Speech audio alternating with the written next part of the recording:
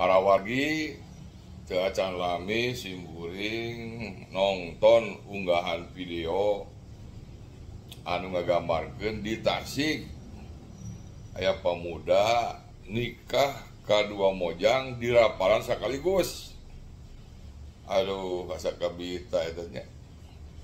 Di raparan sakaligus kadua mojang, rapi deui teh aya pacogeregan papaseaan. Kumari simkuring urang Tasik rada katawel hate, telah dipaluruh. Oreng eta video teh sanes asli, eta mah dadamelan siswa SMK dina praktek nikah gitu kan. Munganyakan nah praktek nikahna sakaligus kadua mojang. Margi aya kemungkinan nuduh ka urang Tasik teh jago nyandung, jago kawin, tur padahal henteu.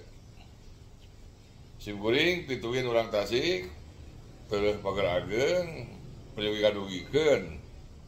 Urang Tasik mah saratia jalujur. Di piwarang ngawayuh ge alalimeun.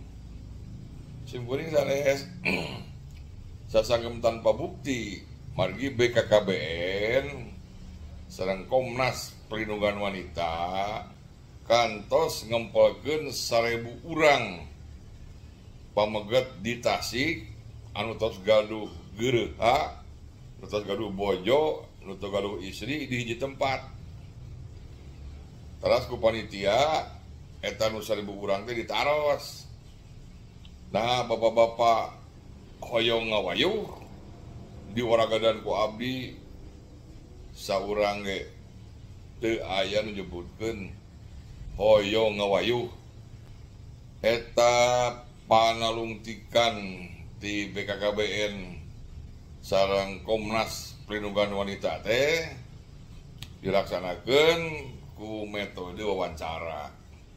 Nyaeta nu 1000 urang teh dikumpulkeun di hiji tempat teras ditaros alim teu ngawayuh dipayuneun istrina. Bagja pisan ka ibu-ibu, teteh-teteh, ece-ece anu gaduh caroge ka urang Tasik.